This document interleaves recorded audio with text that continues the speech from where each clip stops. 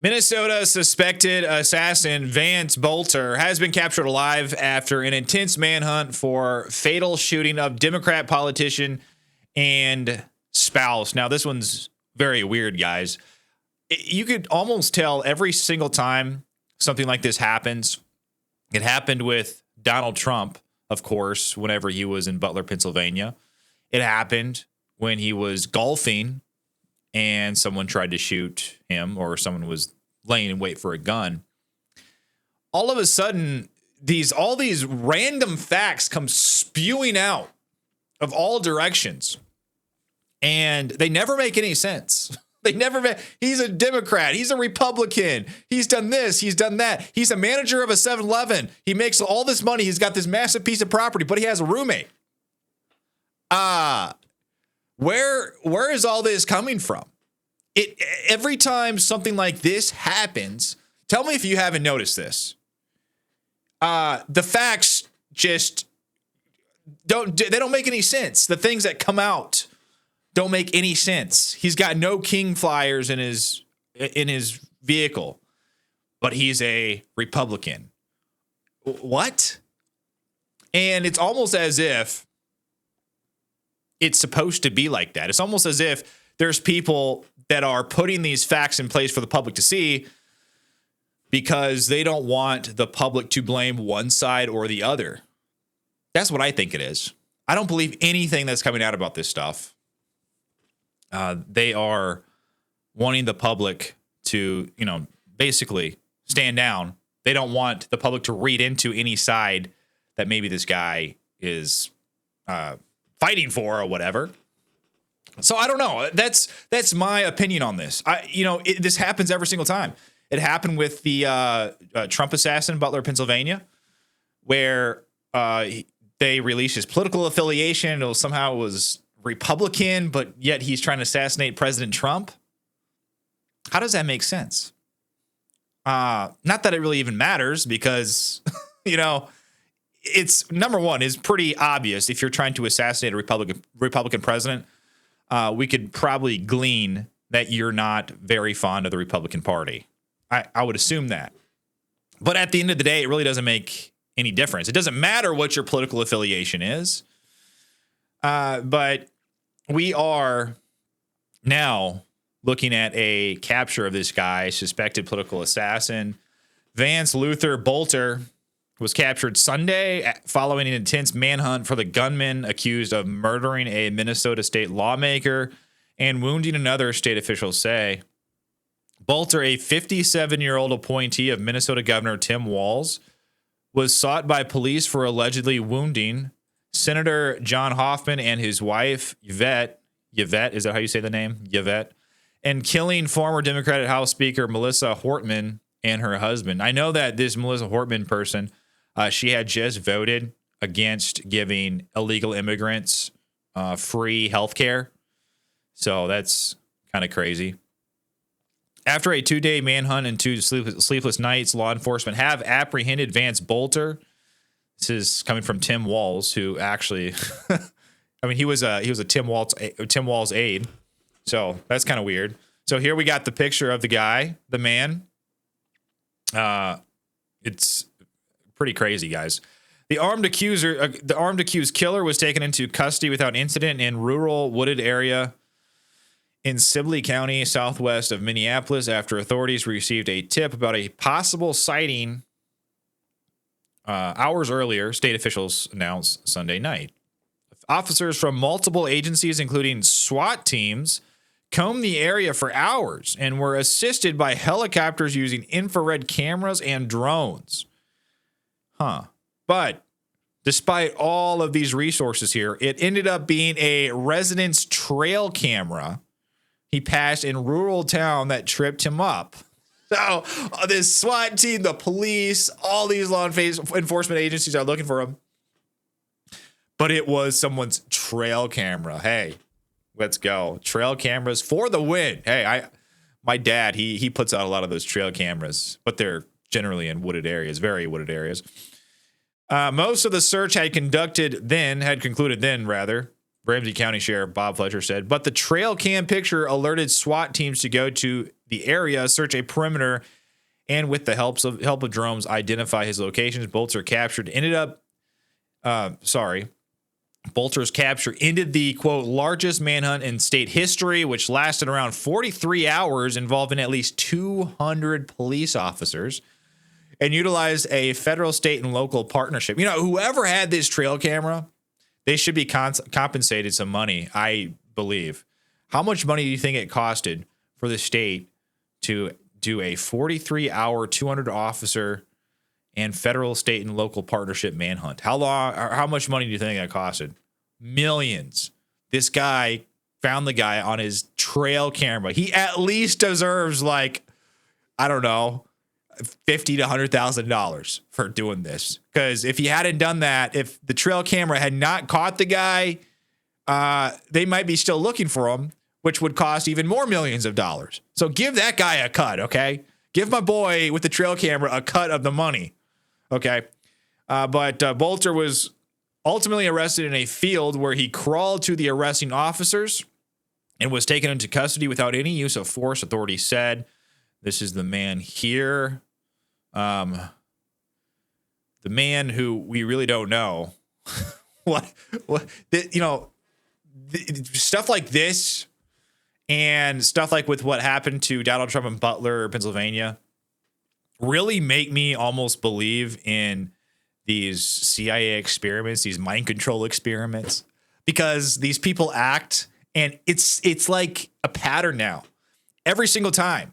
There's nothing like concrete on them. It's all wishy-washy. Both sides are spewing out fact about this, fact about that, and it is coming from both sides of the political aisle. And I wish we would just get to a point where someone's political identity, or you don't have to fight over just the fact that what this person did was evil, what this person did was bad, and just because you think that he was left or right, that doesn't give you the right to point to the other side and be like, see, this guy did something bad, therefore your entire side is evil. And, you know, that's what happens all the time. And it really seems like the left does this the most. They really like to place blame on the other side, or on in this case, on Republicans, on conservatives, based off of anything bad that maybe someone does. And they'll, you know, for instance, it always comes out whenever there's a school shooter, whenever, you know, there's violence that is being perpetrated anywhere. They always like to see, oh, this guy, his political affiliation is this. He's right wing. So therefore, your side is really bad, which is really funny because, you know, the left really doesn't have any room to talk when it comes to violence and chaos, as we saw over the weekend with the No Kings riots. Yes, the No Kings riots. Did you guys go to your local No Kings riots, or protests as they called it? I actually did. I went to my local No Kings protest, and we'll get back to that here in a second. At the end of this article, we'll get back to the No Kings. His arrest, so I digress. His arrest was first announced by the Ramsey County Sheriff's Office, which posted a photo on Facebook Sunday night of the suspect with his hands behind his back and gripped by law enforcement. The face of evil, the sheriff captioned the image. After relentless and determined police work, the killer is now in custody thanks to the dedication of multiple agencies working together, along with support from the community. Justice is one step closer. Boelter is facing 2 counts of second-degree murder and 2 counts of attempted second-degree murder, according to a criminal complaint. He could also face federal charges, the official said. The alleged gunman disguised himself as a police officer wearing a uniform vest and creepy Halloween mask when he launched his attack in the northern Minnesota suburb. Yeah, he had a Halloween mask on, which is interesting because, I mean, from what I read, so he disguised himself as his police officer, and he knocked on the door, and the door was answered because he was a police officer. Did he have the mask, or did he look like a police officer? Did he have the mask on when he knocked on the door and then she looked out the peephole or whatever, or looked out the window? Because, you know, if someone knocks on your door with a Halloween mask on, that looks like, what is that? Halloween. I don't think, what is that? What is that movie? I don't think I remember it. But if someone knocks on your door with a creepy rubber Halloween mask on, do not answer it. Boelter's exploited the trust of our uniforms are meant to represent. That betrayal is deeply disturbing to those of us who wear the badge with honor and responsibility. Boelter's rampage began at Hoffman Chaplin's home around 2 a.m. Saturday. So this is a picture of Boelter here, the creepy Halloween mask. So if someone knocks on your door with this mask on, do not answer the door. Just don't do that. John and Yvette Hoffman underwent surgery and are in stable condition. However, he fatally wounded Hortman and her husband, Mark, with multiple shots. Hortman was a 55-year-old Democrat who was pronounced dead inside her home. Her husband died at a nearby hospital. Police conducting a check on Hortman after being alerted to the shooting at the Hoffman's house confronted the masked killer as he left the Brooklyn Park home. Officers fired at the cop impersonator at one point, cornering the gunman inside the home, but the suspect managed to escape. That's odd. So there were officers there. They cornered this guy inside the home, but he got out. That's really weird. Boelter sent a text message to his best friends and roommate after the shootings, allegedly admitting to heinous killing. So this is what's weird. So this guy apparently had a roommate, and there's also information coming out about this guy that he had a giant piece of land, a really nice home. He was a manager at a 7-Eleven, and he was doing some other stuff that gained him some pretty good income. Yet the guy had a roommate, and this roommate, was he like a Domino's driver or a pizza guy? I forgot exactly what was going on, but I just remember there were news cameras everywhere while this roommate was reading off what he says were text messages from Boelter to prove that he was a Trump supporter. This is how ridiculous it's gotten, guys. We got to go to this guy's house. Oh, is this guy a Trump supporter? Oh my God, is he a Trump supporter? And then there's like all like CBS, CNN, MSNBC, every one of these cameras just in his face as the guy is sitting on like a flight of stairs, reading off text messages from this guy that supposedly prove he's a Trump supporter. It's ridiculous. But this is what he texted, apparently, his roommates. David and Ron, I love you guys. I've made some choices and you guys don't know anything about this. But I'm going to be gone for a while, maybe dead shortly. So I just want to let you know I love you guys both and I wish it hadn't gone this way. So this is Boelter texting David Carlson, I believe his roommate. A motive for the shootings is not yet known, though it is believed to be politically charged. Boelter served on a 60-member state workforce deployment board with Hoffman, according to records. So Hoffman is the senator that died. The accused murderer allegedly listed roughly 70 names of Minnesota lawmakers and abortion advocates in a manifesto discovered by investigators inside the faux cop cruiser. I believe they haven't yet released this manifesto. Last time I heard, the politician, activist, and reproductive health care clinics are believed to have been his other targets had he not been intercepted by police at Hortman's home. Lawmakers who have supported abortion rights were reportedly on the list. His roommate and lifelong friend also told the Post he didn't like abortion, okay? David Carlson said Boelter had conservative political views, but rarely talked about politics and didn't seem overtly political. Quote, he was a Trump supporter. He voted for Trump. He liked Trump. I like Trump, he said. Okay. The suspect's wife, Jenny Boelter, was pulled over and detained by police while driving with relatives on Saturday morning. She was questioned by authorities for her role in the shooting and then released. Police found passports and a weapon in the car. So there you go, guys. So it's really odd. I don't believe in this stuff. I don't believe this stuff just comes out of nowhere. I really don't. Because every single time something like this happens, the facts are just inconclusive. They're always inconclusive. It happens every single time.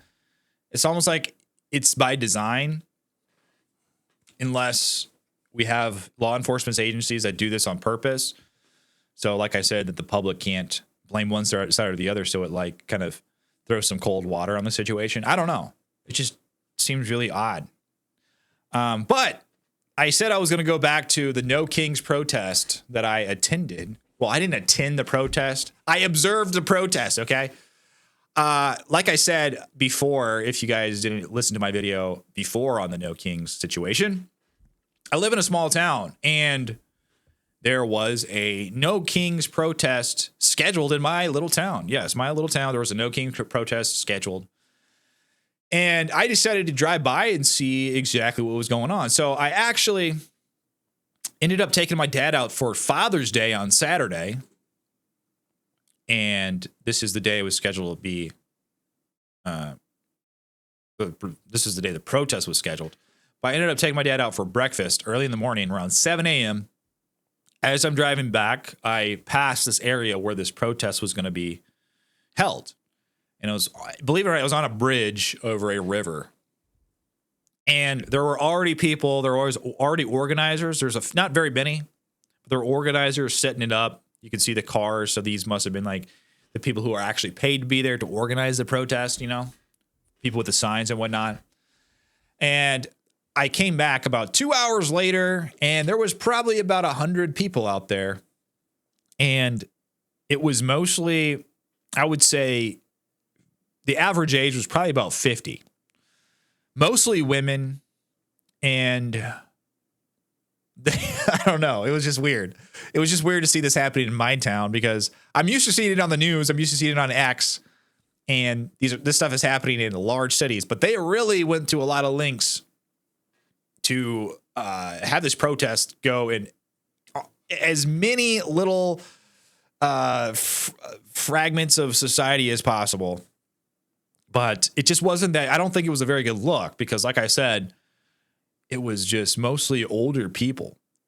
There were a few youngins walking around, you know, but the vast majority of it was like my dad's age, maybe a little bit younger than that. My dad's like 60s.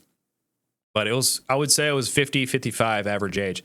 Very interesting. Did you guys get to see a No Kings protest?